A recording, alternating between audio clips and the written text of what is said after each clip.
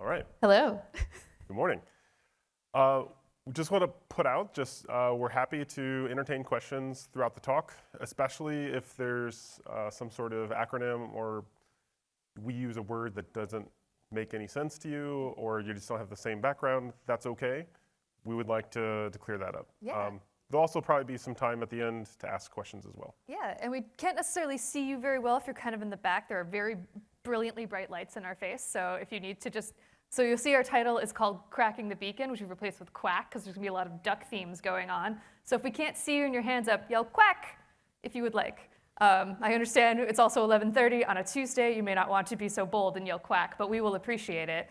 There are also secret ducks on all the slides, so look out for them. If you find all of them, there is no prize, but I'll be very impressed. All right, so today we're going to talk about doing some automated analysis and ways that we can really feed in. This is the intelligence track. We want to be able to feed in that intelligence process. So without further ado, so here, basic agenda. We're going to really talk about the background of why we started this problem, going down this road, a tool called Malduck that we have leveraged to achieve this means to the end. And then Jessica is going to talk about how we're scaling this and where we're going in the future. Okay, so I'm Derek Ditch. I am part of a team of threat researchers at Elastic. We are doing things like reversing malware and trying to follow threat actors across the internet to really look at the evolution of cyber so we can improve products. But really, my job is I write a lot of tools and write blog posts to get the information out there because, as G.I. Joe says, knowing is half the battle.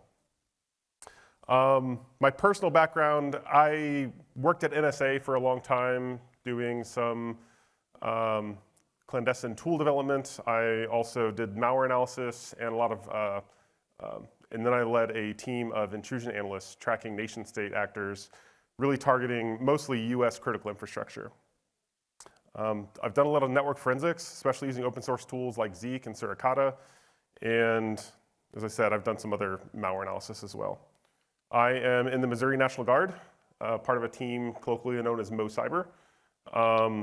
And we've bumped up against many others in the space in both the private and the public sector. And then lastly, I live in Texas with my wife and 4 kids, 2 dogs and a cat, kind of halfway between Austin and San Antonio and out west so that it's like really rural and out of the way. Jessica? Yeah. So hi, I'm Jessica David. I work on a team of software engineers. We're called the Threat Intelligence Services team. We build cloud services and data systems that help researchers like Derek and others find kind of like emerging threats through our telemetry that we are collecting from Elastic endpoints, as well as other kind of third-party research tools and various detonations that we do in our own environments. I am a career data pusher. If you also find me on LinkedIn, I also call myself Lady of the Data Lake. I have been doing all kinds of data-related things for the past 6-7 years or so, and just got into security when I started working at Elastic about 2.5 years ago on the protections team. It's a really amazing space. I really love being in security. This is now my 2nd security conference ever, so I am learning a lot still. I've really been enjoying meeting people in this community, learning about how passionate you are about protecting the world's data from attack. That's something we're also very passionate about as well, so it's really great to share that with you all here. I am also a devoted cat mom. My 2 jonky boys are at home with my husband in Toronto, and I love to woodwork, which has been really fun. That's me. Oh, and also, the timer has not started in case you don't know that, folks in the back. We'll take off a few minutes. We're going for free. Yes. Okay, so I suspect many of you, like me, have enjoyed the adrenaline of threat hunting, or threating, as I like to say. It's catching on. You should pick that up. Anyway, so there you are digging in data, looking through logs and the platform of your choice, and you find something that kind of looks out of place, and you take a closer look. You see something, it just doesn't quite align with what you believe reality to be, so you dig deeper. Next thing you know, you're like sifting through logs, your nose is a couple inches from the terminal, and you're like Neo in the Matrix, just like, bits flying by. Finally, you find a malware process. If you're lucky, you find the binary still on disk, and you do some hasty triage, like strings dumps. Maybe you run it through a sandbox. You look up the hash and try to find some other indicators. You're finding the network indicators. You're finding maybe some DNS stuff. Now you can search horizontally across your logs, and you're looking across all your endpoints to say what other endpoints are infected with something similar. Eventually, if you're super lucky, you maybe find the source email that this malware wrote in on, and you've got like 3-4 stages of a kill chain, but you've got a pretty good grasp now on like how pervasive this is in your environment. You or someone on your team writes this badass PowerShell script, eradicates the threat, put a policy in your mail server that quarantines messages coming in that have similar indicators, and you close that door for future targeting. Okay, so that's super exciting. It's exhausting, but man, that's awesome. Except now it's time to rinse and repeat. There's another threat hiding out there, and you just got to keep going. Like, this is effectively fighting in the trenches of cyber warfare. You are dug in, and you're just tit for tat versus the adversary. So how do we get out of the trenches? For the sake of your imagination, imagine that there's arrows going around these blocks. Artifact got removed. But this is a cycle. So adversaries deploying new malware into your environment. You are detecting known things. Detecting known things is pretty easy, right? You've got whatever your detection systems are. You're putting in signatures. You're putting in IOCs. Something flags in your firewall based on the IP address or maybe a domain name lookup of like a known bad thing. The problem with known bad things is that somebody else had to find it first, which means that you're relying on somebody else to discover and then tell you the known bad things. Now it's table stakes. We're not going to stop doing that, but we need to do that at least as a filter. So how do we find unknown things? Well, that's where we get back to threating or threat hunting. So this is that tedious process in which we're going to dig in deeper and everything I just outlined in that 2-minute block that actually in reality is days, if you're lucky, maybe months. So if you're spending all your time, the problem though is if you're spending all your time threatening and finding new malware, then we never get to the phase of eradicating the threat. So our goal is like, let's take a shortcut. If we can automate some of that, then we can go, these are now known things, and move forward. So starting idea, my research team, we wanted to understand how threat actors are using Cobalt Strike. Cobalt Strike is like many of the post-exploitation frameworks in that it makes it really easy to deploy new capabilities. You can click a couple buttons, build a new executable, and ship it. Build a new DLL and ship it. And now you've effectively like evaded all of the known things detections. So we wanted to look at let's look at the similarities of these things because it's Cobalt Strike. There's similarities across all of the intrusions. We started digging in, extracting the beacon configuration. And we relied on lots of open source and open source the things that we did as well. But let's apply these tools to extract things like what is the C2 that this Cobalt Strike is using. Cobalt Strike is pretty unique in that it has a very flexible profile. For those of you unfamiliar, it can travel across DNS or HTTP or SMB or SSH or whatever you're running in your environment, really. Just open up a TCP socket. If we can extract all that stuff, then we can, and we store it in some sort of standardized way, now we can run these automated detections at a bigger scale.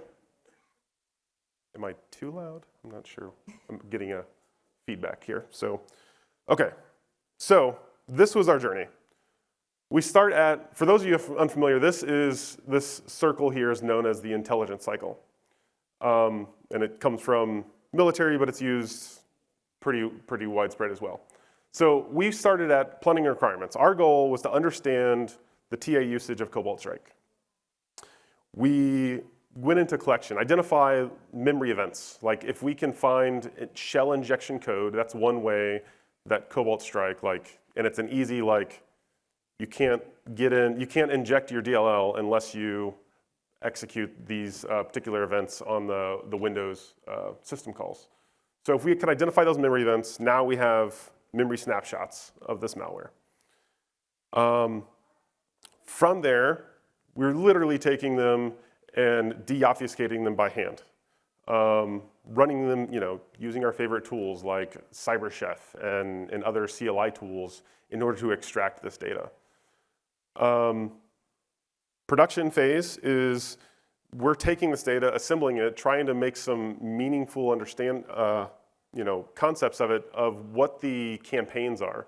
Now, Cobalt Strike is literally a commercial off-the-shelf tool. So you see things like C2 streams of this server's evil, 192.168.60.2. It's well, that's not routable on the internet, so that's probably just somebody doing pen testing on their own network. Or maybe somebody has a lab and they're just honing up their pen testing skills, or they want to build a campaign against their own internal threat team. But we took this and kind of filtered that out, and we found a lot of stuff actually on the internet with definitely bad domain names, likely VPSs and EC2 instances and things like that. That were these are very likely threat actors. Put those in the bad bucket, and then write a blog post about all this manual analysis and how we did it. That's dissemination. So just getting that information out. But now we go back to planning and requirements of, okay, so we had all that, and that was cool, but how do we do more? What did we learn, and where do we go to next? Enter Malduck. So Malduck is this really cool platform created by Cert Polska. If you haven't been, if you're not familiar with Cert Polska, you should check them out. They love to share information, and they write cool tools, such as Malduck. So Malduck is a platform that they use for kind of running binaries through a pipeline in order to tag them with YAR rules, which identifies the malware family. But then the YAR rules act really as a software hook into a Python script, which can then do some post-processing, pull out these indicators. Really a lot, kind of what we did with Cobalt Strike by hand and then by writing some tools there, except this is a general purpose platform, which made a lot more sense than writing a lot of new tools from scratch. So we adopted this. So now our goal is let's just find the malware samples, let's find the memory captures, let's find what have you, and run it through this pipeline. And we can find the C2 in an automated fashion, push that back to our platform of choice, and now we have essentially a sandbox to tip index, not even necessarily sandbox, depending on where we got the original binaries from. Hey, Derek. Yes. What's C2? C2 is command and control, or CNC, depending on which flavor of background you come from. But this is how the malware communicates to its host to get new instructions.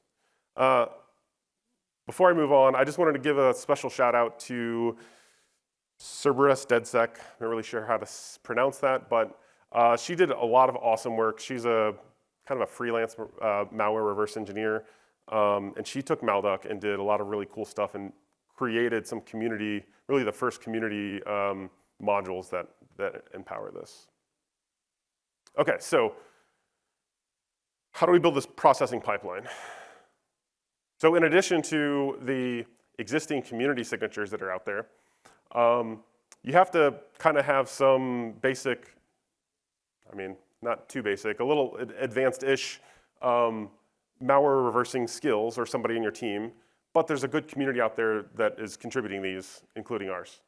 So first, we want to identify some key functions. This is a clear approach to writing YAR rules anyway.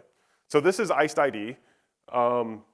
And one of the things that iced ID does in order to store its config is it runs it through an XOR process that essentially is encrypting it with a key that is located in the sample.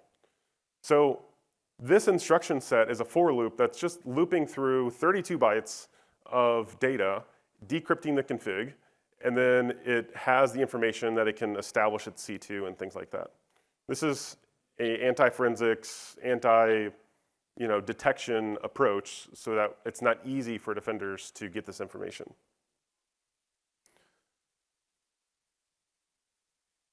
So the next process is we write this YARA rule. So the config description, this string of bytes here, it's a YARA pattern that maps to that machine code that iced ID was using. And then we are looking for, in this case, the name of the DLL, which is the loader DLL64.dll. What this is going to do is when this triggers on a sample, it's going to run a verification routine that's going to say, this is definitely iced ID.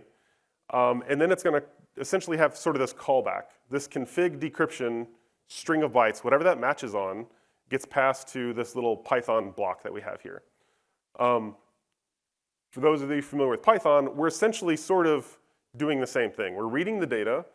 We're parsing out the first 32 bytes. We're calling that the key. And then the data itself is the next 32 bytes. And then we just run an XOR process on it. So we're effectively doing the same thing that they were doing in the sample, and we get this decrypted config. Out comes this information. There's a campaign ID, domain information. We call it iced ID, so that we put that in as part of the signature output. And then we actually have the 32-bit key. Now, the 32-bit key is really useful because, you're not going to randomly generate, two random people on the internet probably aren't going to have the same key. So if you're using the same key across multiple campaigns, there's a high likelihood that it's the same individual that's using this or the same team. The campaign ID, it's really helpful that they map this in their own malware to say, this is one campaign, it's one target, it's one objective, so that we can understand how the adversary is using tools like this to achieve whatever their means are. Okay, so that's the basics of what does this process look like? And again, don't worry if you're not a malware reverse engineer or you don't even own a license of IDA Pro, not a big deal, because there's lots of information like this out on the internet. If you've got Python skills, you can go a pretty long way.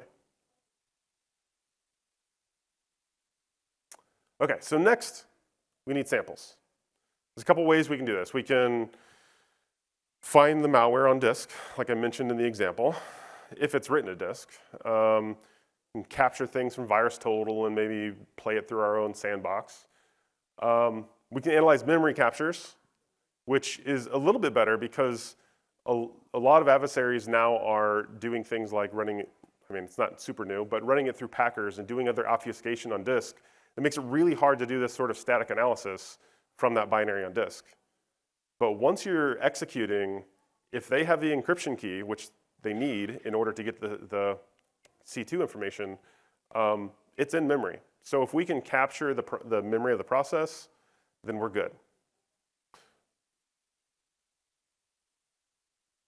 Okay. Turn it over to me. Yeah. Before I do that, though, I did want to stop and see if there are any questions for Derek now that we've kind of gone through some of the more heavy intelligence side of the presentation.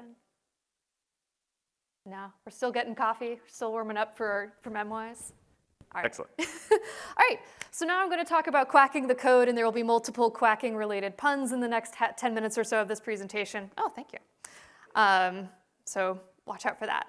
So yeah, we're going to take now kind of all of this knowledge that Derek has given us, and we're going to make this automated. If there's one thing we kind of learned from the keynote this morning, it's kind of how we're shortening the gap from finding something to be able to continue to protect against it, or at least being able to disseminate some of this information, or even just in general seeing what's happening in the threat landscape.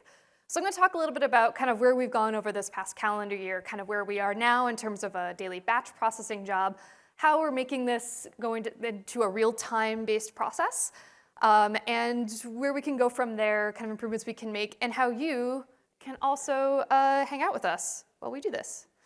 So currently how this works for us. Right now we're running a daily batch job against endpoint alerts. You'll notice on a lot of these slides we will show some things that are specific to Elastic because we work there and we use it, but a lot of this is about the principle of like how do you get this data, transform it using Malduck and load it back into somewhere where you can then turn it into actionable insights. So the Elastic stuff is mostly there because we like it and we use it, but feel free to insert your tool of choice into many parts of this process for input and output. Yeah, we extract and load enhanced alerts into this searchable index. So this is just a sample of back, I think this was in like over the summer, like kind of when we got alerts that we could process to help find some of these beaconing types and things like that. We're gonna start with kind of 50,000 and go down as well. So what does Exquacking do? So I talked about pulling in endpoint alert data. If you are using kind of Elastic Security or any other kind of cloud security-based product, you're most likely collecting telemetry from your endpoints when you see alerts. And telemetry is a huge part of how we continue to create intelligence and be able to protect against new attacks. We want to make sure that like we can see what's going on in our own product so we can keep making things better, make sure we don't have false positives, make sure that we can take this information and see if we can see these emerging patterns. So we are indeed using our own Elastic Security alerts to help feed this process, but it does require a policy configured with sample collection. So you can see here how we would do that for an Elastic security policy. In full disclosure, this is a platinum feature for us, but if you are collecting any kind of memory bytes, if you can see that that field is present and you're scanning for it, you can feed this compressed bytes string into this process. We are gathering, I think, up to 4 megabytes of the memory. I believe that's true. Yes. Yeah, and it's base 64 encoded and gzipped, so that way. zlib. Zlib. Compressed. Thank you. Yep. So as a fair warning, if you do enable a policy like this, as with most distributed systems, you can imagine how this may start to greatly increase the amount of things that you are storing. So kind of beware in terms of like if you're really worried about how much data you're collecting, if storage is an issue for you or anything like that.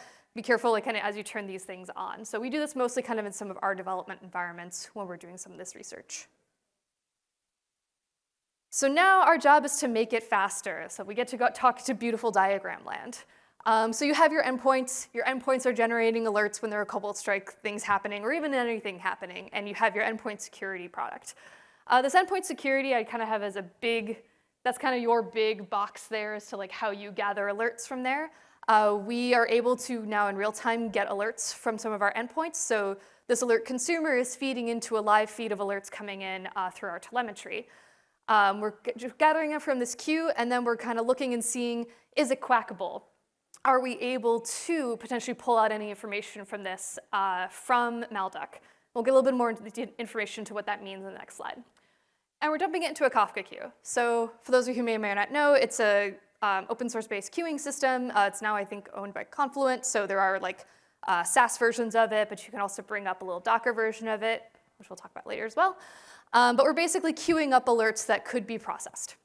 We then run our Exquacker tool. We are going to talk a little bit more about that later as well, but this is where we start to go into the details of like, okay, if we decompress and decode these memory byte string, what can we pull out of it so we can learn more information about what went on in this alert? And that gets loaded onto a new queue so we can post it to a data store. We like to use queues in between here because they can have multiple consumers. So you could, for example, have another team that's also consuming alerts to do something else. You may have another consumer into that final Kafka queue that's maybe sending out like an email whenever you detect something. So it's kind of multiple things you can do here, and I really like the flexibility that queues offer in terms of how you can automate and move forward with this data. So what makes it quackable? So you have your consumer, it's pulling things in from your endpoint security queue. You're kind of looking at all these alerts. So for us, what this means is this a piece of malware or some kind of intrusion detection, and do we have the compressed bytes? So for us, because this is something you can turn on and off, we want to make sure that we're filtering that out here. Again, because we can have multiple consumers onto this initial feed, we don't want to filter that out at the source. We want to make sure that we're only getting the things that we need to move on to our quacked alerts queue. And we give us a little bit of information along with it. This is kind of for our own logging later. But this is kind of like how this first little step is. And Derek, if you want to talk a little bit more about kind of that exquacking, because we've made some, I think, initial improvements recently. Yeah, so I mean, the goal is, and this is going back to that cycle of how do we get better over time. So initially we were just pulling out things like what was the hash of the original segment, and what was the process arguments that were run, and maybe the agent ID, and then like the original timestamp that we saw the data from. What we found was like, it was really hard to, once we had the data of like, here's all this C2, this is really helpful. It was really hard to go back to like, well, where did this come from? And so now we're actually using this as an enrichment to the existing alert pipeline. So if the alert comes in, it goes into the series of queues. If it meets the quackable criteria, mainly like this is something that we can process, then we can process it using our Malduck script, and it will output the original event enriched with all of the threat software information in a standardized way. So that allows us to kind of reuse the common things like C2 IPs and domains and a standardized field set.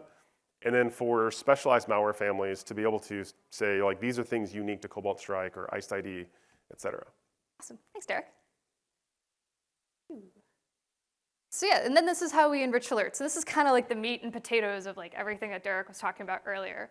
It seems very simple when you put it on one slide, but there's a lot of work that's gone into like, how do we make sure how can we get the bytes to extract and all this stuff. So this seems very simple, but I feel like this is like a really big principle of like writing data pipelines. It's you extract, you transform, and you load. You ETL all of your things. So this is our transform step, essentially, and this is where all the awesome stuff happens.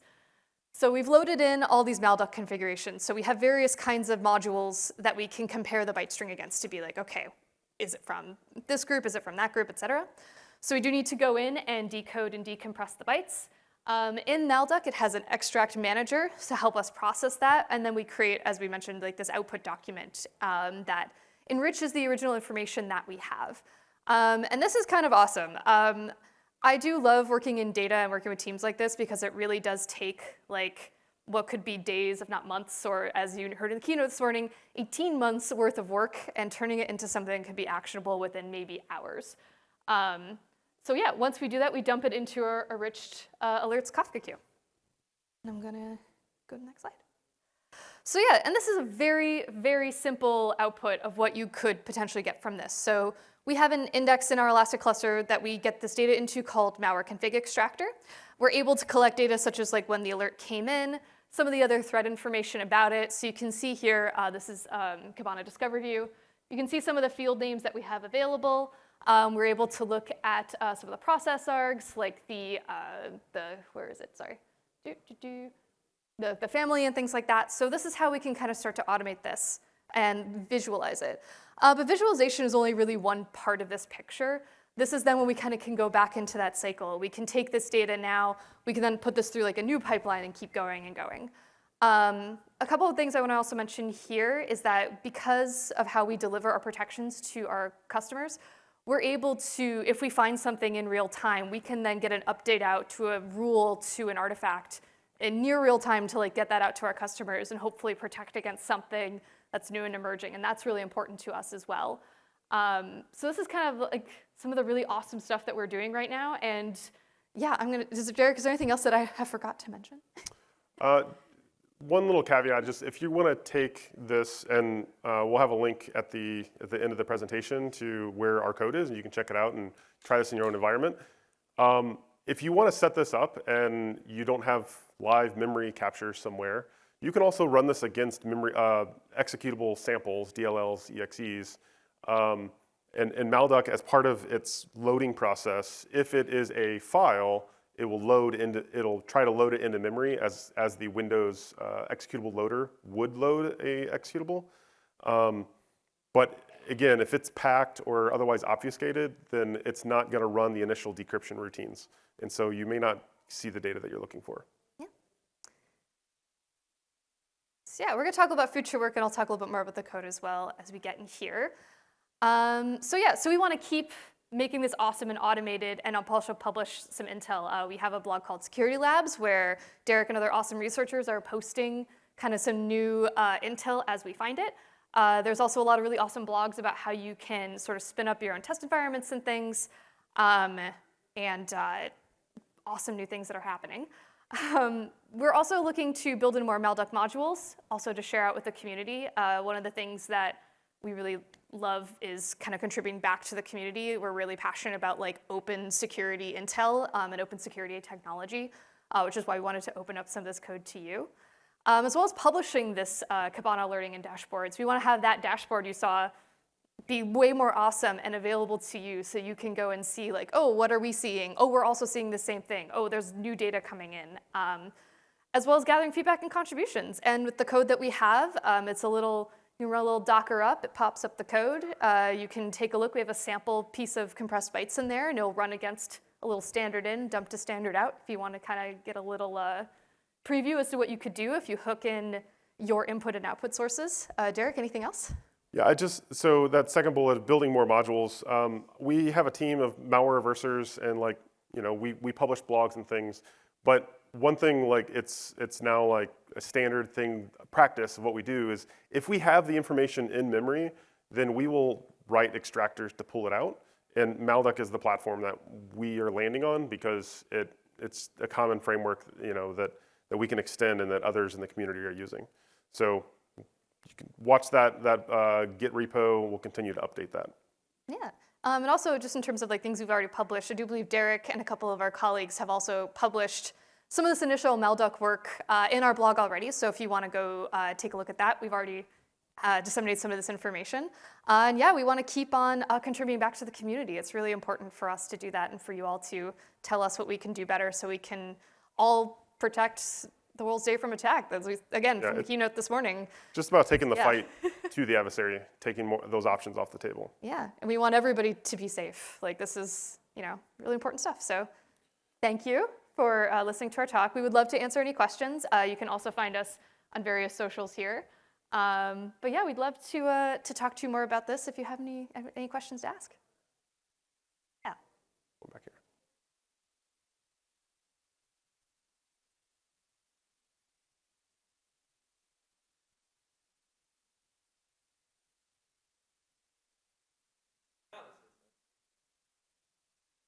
Yes.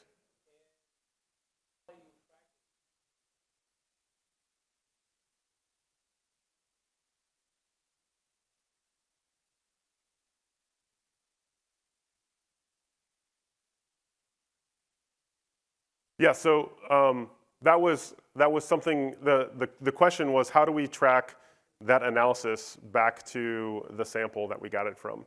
And that was definitely something that initially we just kind of like dove right in. We're like, we want the data, we're gonna store it and index it and do useful things. But then when we started actually doing analysis at a campaign level and trying to understand, you know, the bigger picture, we wanted to go back to like, how did we get this event? And we realized we didn't have that information. And so now instead of like splitting it out separately, we're including a lot of the original event information back to it. So there's a couple ways that we get those original events. Jessica was mentioning about the telemetry that we use. We also have an automated internal sandbox solution that we developed where we'll take samples from VirusTotal and things like that, and really just anywhere, dump those binaries into a pipeline. It runs through the sandbox that has our endpoint on it to really collect all that telemetry of like start to finish of what happened, of the timeline of that malware executing. And then now when we have that sort of environment, it's great because we have the memory segment and we can map it back to like the original delivered executable. Sometimes we don't get that. Sometimes we just have the memory segment and it's basically impossible without like some like artifacts that are kind of tying that back to the original executable. And so it's really hard to map memory data back to an original binary because as you know, the hash is not the same and mapping it back. Did that answer your question?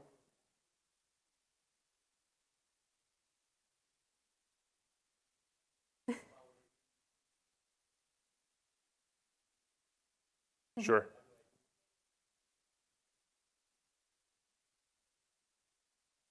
Yeah, you have to go into it essentially having that data and sort of playing it forward to maintain the data flow.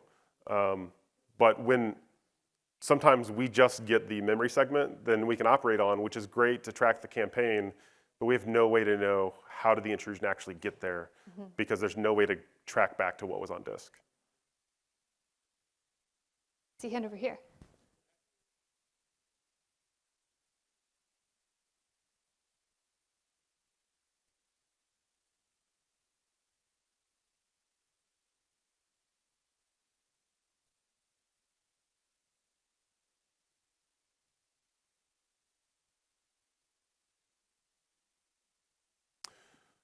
It's a very good question. Yes, so the question is tracking,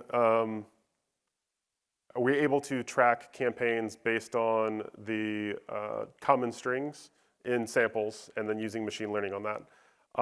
That's not something, we're not currently using machine learning on that sort of data.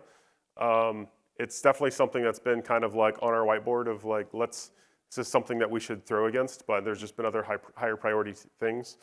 And to the other part of the question is definitely from a like malware analysis perspective at a manual process level of comparing samples based on the strings, based on you see the evolution of like, oh, there's some unused code in this sample, but it was used in the last iteration, and being able to see like the progression of the malware.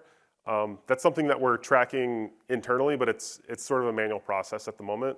I think it's a really good idea to just dump all of that into an index and then run an ML on it over time. Yeah.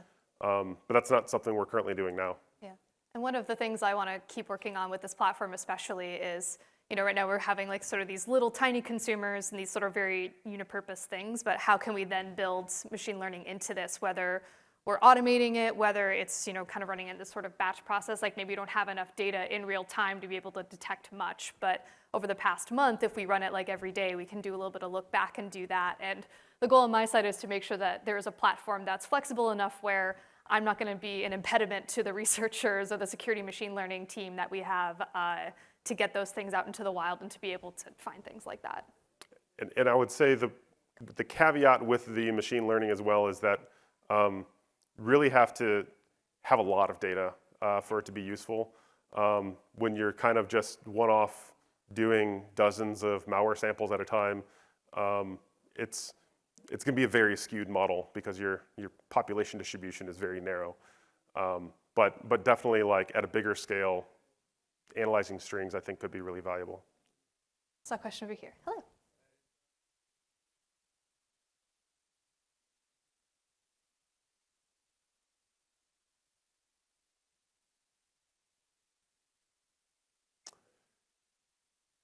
I'm sorry, the question was about using the domain names and yes. Yes, absolutely. So to reiterate the question for our viewers at home, the question is extracting the domain names useful at all and in which ways?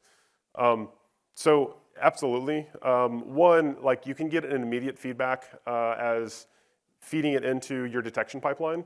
So if you pull a domain name out of a Cobalt Strike sample or ICE-ID or name your favorite malware family here, it's a bad domain. Like you probably don't want your enterprise systems browsing there. So immediately putting that into your detection systems, possibly even blocking systems to sinkhole that domain name within your environment, if that's acceptable according to your policy, is a great way to sort of defend against it. But from our perspective of doing sort of the campaign analysis, it's really key to tracking sort of that infrastructure evolution over time, and seeing how adversaries maybe they reuse the same IP address because they've just owned these instances for a long time, and they just keep remapping the domain names as a means of obscuring their infrastructure. But when you see the repetition over time, it really helps kind of pull out, I think, what the adversary is thinking and what their strategy is. Because really, at the end of the day, like it's a human versus human conflict. We're using automated systems to leverage it, but there's an adversary at the other side that's trying to plot around your defenses and your analysis, but they have their own sort of nuances and idiosyncrasies. And so tracking that over time has been useful for us to group similar campaigns and similar threat actors. It's a good question. Anyone else? See any more questions? Bueller? Quack? Did anybody find all the ducks? All right, well, really appreciate your time and attention. Yeah. And feel free to stop and geek out about data at any time at the conference, at least with me. Well, data and automation for me. I love talking about automating stuff. If you want to talk about like automating like detonation pipelines, that's a different talk literally that I will hopefully be doing soon. So if you want to talk about that kind of stuff, I'm always down. All right. Thank you. Thank you so much.